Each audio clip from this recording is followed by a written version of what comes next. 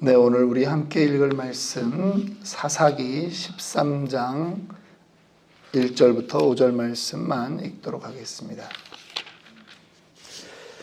네, 오늘 사명찾기 21번째 시간입니다. 오늘 제목은 내 기분대로 한 삼손이라고 하는 제목으로 말씀 나눕니다. 성경에서 사명자들의 그 모습을 보면 일정 시간 자기의 인생을 살다가 하나님으로부터 부름받은 그러한 케이스들이 많습니다. 그런데 오늘 삼손은 그렇지 않습니다. 삼손은 태어날 때부터, 태어나기 전부터 하나님의 사인을 받았습니다. 이 아이의 운명은 이런 것이다. 이 아이는 40년간 지금 이 이스라엘을 괴롭히고 있는 블레셋으로부터 이스라엘 백성들을 구원하기 위해서 내가 보내는 아이다 라고 하는 정확한 그 사명 선언이 있었습니다. 이런 케이스들이 그렇게 많지 않습니다. 신약 시대로 오면 우리 신약 성경 오면 마지막 구약의 선지자가 누굽니까? 침례 요한이죠. 침례 요한이 제사장 사가랴와 엘리사벳 그 부모님들의 안에서 태어날 때 하나님이 먼저 말씀하시죠. 어떤 일을 하는 자다? 주의 오실 길을 예비하는 자다 라고 하는 분명한 사인을 주십니다. 그런데 이 삼손은 우리 교회에서 가장 오해를 받고 있는 그 인물 중에 하나입니다. 저도 어렸을 때 주일학교를 이렇게 다니면 삼손에 대해서는 막 선생님들이 막 신이 나가지고 이렇게 막 그림도 옛날에 그 보드판에다가 붙여가면서 이렇게 설명을 하시곤 했습니다. 우리 기독교의 영웅과 같이 그렇게 생각되었습니다. 힘은 그리스 로마 신화에 나오는 헤라클라스, 머리는 또 치렁치렁하고 너무 잘생겼고 너무 힘이 센 그런 존재로 인식이 되었고 이 삼손을 통해서 이스라엘이 구원받는 그러한 것으로 인정이 되었습니다. 그런데 여러분, 정말 삼손의 삶이 그랬을까요? 삼손은 그렇지 않았습니다. 그는요, 태어나면서부터 하나님의 사인을 받았고 분명히 자기도 그거를 느끼는 겁니다. 왜냐하면 힘이 남다른 거예요. 뭐든지 맷돌도 번쩍번쩍 들 수 있는 거예요. 성경에는 안 나왔지만 그냥 돌절구도 그냥 10살짜리가 그냥 번쩍번쩍 드는 그런 헤라클라스 규모의 힘이 있다라고 하는 것입니다. 그리고 그에게는 부모님들이 늘 이야기했습니다. 너는 나실인이다. 나실인이라고 하는 건 무엇입니까? 구약의 모세시대부터 하나님께서 특별한 신분의 사람들을 주셨습니다. 이들은요, 하나님의 일을 하기 위해서 구별된 존재로 살아야 된다라고 하는 것입니다. 어떤 사람은 평생이지만 보통 일정 기간, 자기가 하나님께 서원하는 그 기간 동안 나실인이라고 하는 것으로 삽니다. 그러면 어떻게 합니까? 머리를 기르는 것입니다. 머리에 칼을 대지 않습니다. 그리고 독주를 마시지 않습니다. 그리고 부정한 것에 손을 대지 않습니다. 이스라엘에서는 이 부정한 것의 개념에는 죽은 짐승, 죽은 사람이 가장 대표적인 것이겠죠. 그런 것들을 만지면 안 됩니다. 그런데 삼손을 보면서 분명히 사명자고 부모님이 너는 나실인이다. 너는 평생을 하나님께 바치우게 된 그런 나실인이다 라고 하는 말을 본인도 명심하고 있을 텐데 그가 정말 나실인답게 살았는가? 그거를 보면 전혀 아니라는 거죠. 사명자로 잘 살았는가? 사명자답게 살았는가? 아닙니다. 그는요, 나중에 20년 동안 사사로 지냅니다. 그리고 우리 사사기에 마지막 12사사에 해당되는 그러한 인물입니다. 그에게는 정말 하나님이 주신 힘 때문에 이미 승리가 예견되어 있는 사람입니다. 하나님의 특별한 은사가 자신도 알고 남도 아는 그러한 존재였다라고 하는 것입니다. 그런데 삼손이 14장에 이제 태어났습니다. 태어난 다음에 처음 등장하는 게 무엇인지 아십니까? 그가 딥나로 내려가서 이방 여인을 취해서 그렇게 살겠다라고 하면서 부모와 갈등이 생기는 그러한 것부터 나타난다라고 하는 것입니다. 그리고 그 길을 가는 동안 그는 포도원에서 울부짖는 어린 사자를 만나서 그 사자를 맨손으로 때려잡습니다. 염소 새끼 찢듯 찢어버렸다. 그렇게 기록하고 있습니다. 또 나중에 보니까 그 돌아오는 길에 보니까 사자의 그 죽은 몸에서 뭐가 생겼습니까? 꿀벌들이 생겼습니다. 꿀벌들이 생겨서 거기에 꿀벌이 있으니까 또 그거를 손을 대서 먹는 겁니다. 나시리는 그런 거 하면 안 된다니까요. 나시리는 그런 거를 하면 안 되는데 그는 아주 고의적으로 그렇게 합니다. 뭐 오늘 우리가 읽지는 않았지만 그가 나귀 턱뼈로 여러분 1000명을 때려 죽이는 그러한 일들을 봅니다. 나귀 턱뼈라고 하는 말은 뭡니까? 나귀가 이미 죽은 거죠. 죽었는데 그 마른 뼈다구를 가지고 사람들을 때려 죽입니다. 그런데 죽은 사자를 만지는 것도 율법에 금했을 뿐 아니라 죽은 짐승의 뼈다구를 만지는 것도 그거는 하나님이 원치 않는 것입니다. 손대면 안 되는 거죠. 또 이방 여인과 결혼하려고 하는 그러한 건 역시 거기에 물론 하나님의 어떤 계획이 있는지는 모르겠지만 삼손은 고민하지 않는다라고 하는 것입니다. 구약시대는요, 이스라엘 백성들은 순수 혈통에 대한 아주 강력한 하나님의 메시지가 있었습니다. 그런데 삼손은 그거에 대해서 별로 그렇게 고민하지 않습니다. 그리고 나중에는 기생집들을 왔다 갔다 합니다. 술 먹고 지냅니다. 물론 그의 존재 자체가 블레셋 사람들을 두렵게 했고 또 때로는 그가 여우를 잡아서 그 꼬리에 2마리씩 묶은 다음에 꼬리에 불을 붙여서 온 지역에 불바다를 만드는 그러한 일들을 하는 것 우리가 보면서 속이 시원하다 하는 그러한 마음은 가질 수 있습니다. 그런데 그는 과연 제대로 사명을 감당한 사명자였는가? 고개가 갸우뚱해지는 것입니다.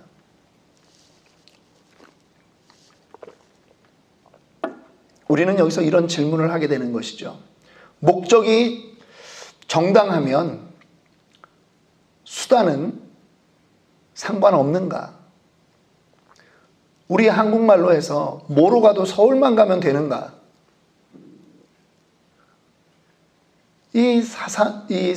삼손 사사는요, 지나치게 자의적이었습니다. 그에게서 힘은 헤라클라스가 느껴지지만 행동은 장비, 삼국지의 장비가 느껴지는 겁니다. 지 마음대로 하고 천방지축인 겁니다. 어떤 목사님이 여기 지금 LA에서 목회하고 계시는 분이세요. 근데 자기의 일화를 그 에피소드를 한번 그 복음 방송에서 자기의 실수담을 소개한 거에 그 설교로 이렇게 나와서 제가 듣고 너무 웃겨가지고 기억나는 그러한 일이 있습니다. 그분이 전도사 시절입니다. 이 LA의 큰 교회에서 이제 전도사 생활을 하고 있는데 교회가 그 당시에 새롭게 증축을 하는 그러한 문제가 있었습니다. 그래서 교회 청년부 자기가 담당하고 있는데 청년들과 함께 금요 철야 기도를 했습니다. 그리고 11시경에 이제 맥도날드 가서 수고했다고 청년들하고 야식을 먹고 아이스크림을 먹고 있는데 어떤 청년 한 명이 그러더라는 겁니다. 전도사님, 우리도 기도만 할 게 아니라 교회 증축을 하는데, 건축을 하는데 우리 청년부가 나서서 도움이 돼야 되지 않겠습니까? 그래서 너무 좋다. 어떻게 하면 좋겠냐. 우리도 헌금을 해야죠. 우리 지금 라스베가스 가서 우리 각자 지금 가지고 있는 돈이 얼마인지 모르지만 우리 몇백 불 가지고서라도 우리 한번 땡깁시다. 그리고 기도하고 우리 땡기고 이거 전부 다 우리 나오면 우리 전부 교회에다가 우리 헌금하면 하나님도 기뻐하지 않겠습니까? 그 말을 듣고 전도사였던 이분이 마음이 흔들리더라는 것입니다. 결과는 어떻게 되었을까요? 그날 밤에 LA에서 5명이 차를 타고 라스베가스 가가지고 땡겼답니다. 근데 동틀 때 다 잃고 그렇게 하고 돌아와서 회개했다는 얘기를 그러면서 자기 젊었을 때 그 에피소드를 얘기합니다. 여러분, 만약에 그날 밤 새벽 4시간을 라스베가스로 차를 몰고 가서 땡겼는데 잭팟이 터졌다고 생각을 해보십시오. 만불이 만약에 생겨서 교회에 헌금을 하면 하나님이 기뻐하실까요? 하나님이 기뻐하시겠느냐 하는 것입니다. 여러분, 요즘 시대가 지금 우리에게 이 짬뽕 신앙을 우리에게 알려주고 있고, 목적만 정당하면 수단은 상관없다라고 하는 그러한 시대가 되지 않았습니까? 삼손과 같이 생각하는 사람이 너무나 많다라고 하는 것입니다. 삼손이 딥나로 가서 어떤 이방 여인과 결혼하는 그것이 거기에도 분명히 하나님의 뜻이 있었을 것이니까 우리는 그것이 옳다? 글쎄요. 다 옳을까요? 모세오경에 이방 여인과 결혼하지 말라고 한 건 분명히 선언해 놓으셨는데, 신명기에 다시 말씀해 놓으셨는데 그게 다 옳을까요? 여러분들의 신앙생활은 어떻습니까? 뇌줄타기 하듯이 신앙인으로서 내가 이걸 하면 될까 안 될까라고 하는 그러한 부분이 고민이 있는데도 불구하고 이쪽 선 저쪽 선을 왔다 갔다 넘어갔다 오지는 않습니까?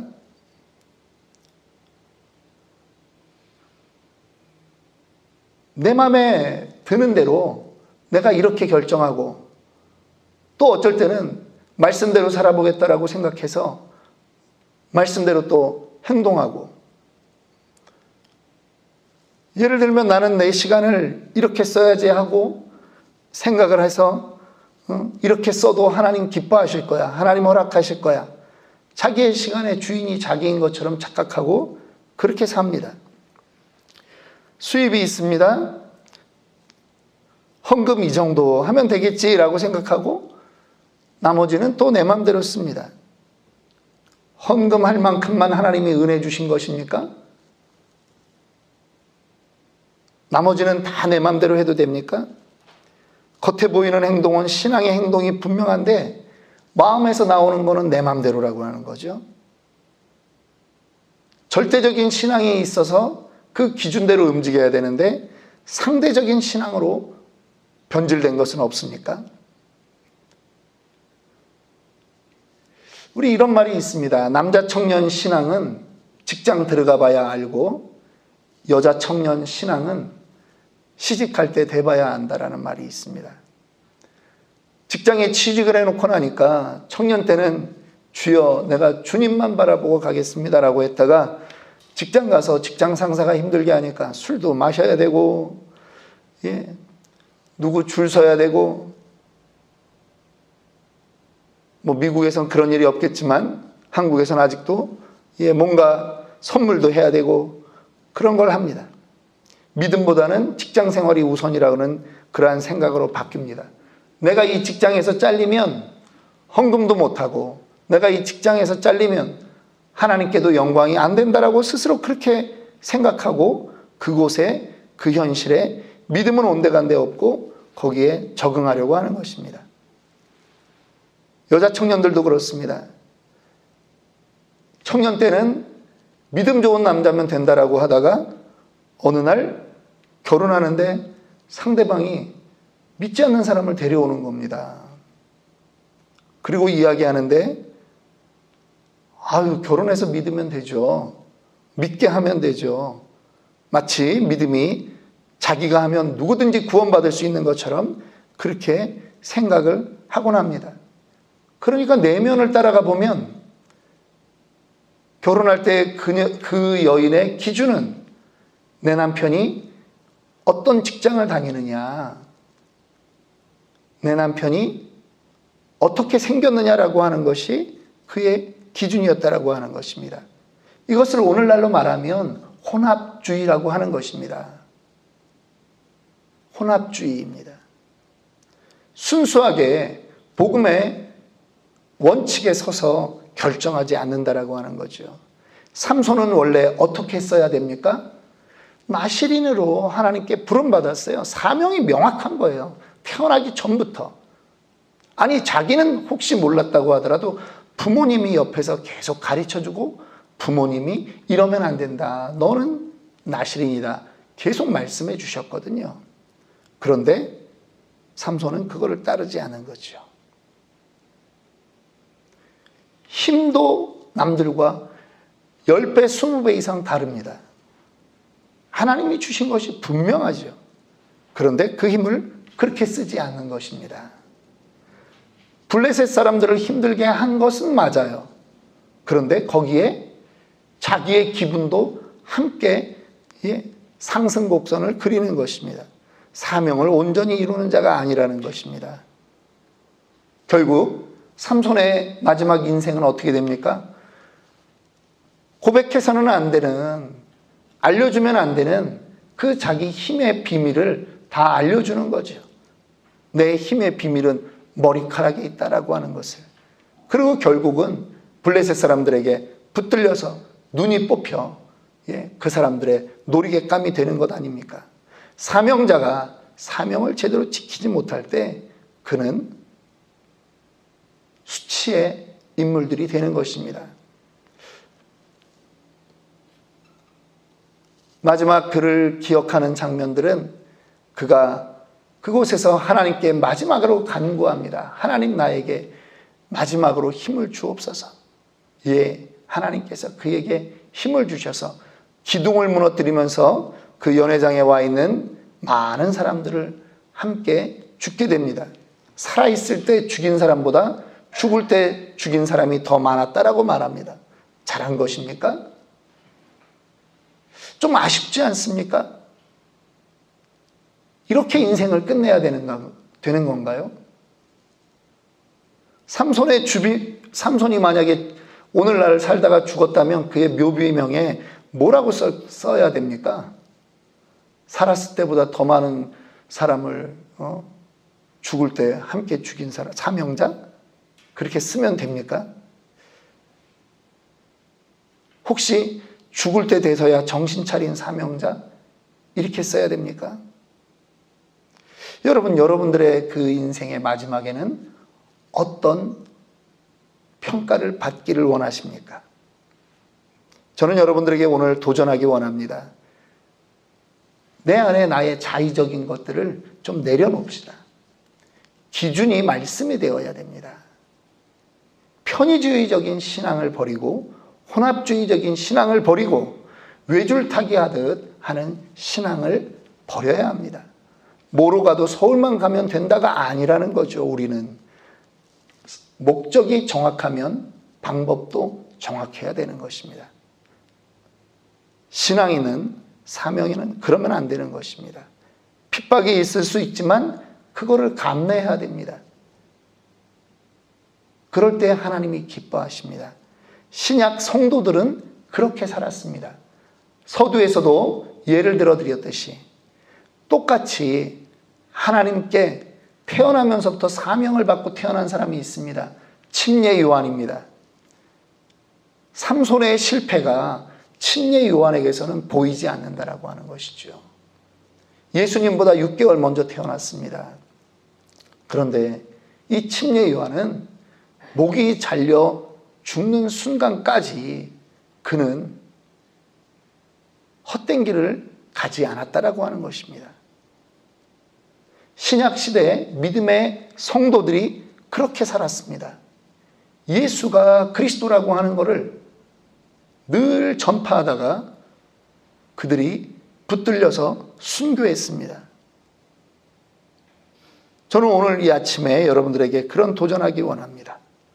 여러분들, 우리의 자의적인 신앙생활의 모습이 있다면 내려놓고 하나님이 원하시는 대로, 말씀이 말씀하는 대로 그렇게 도전하는 그러한 저와 여러분들이 되기를 주님의 이름으로 축원합니다.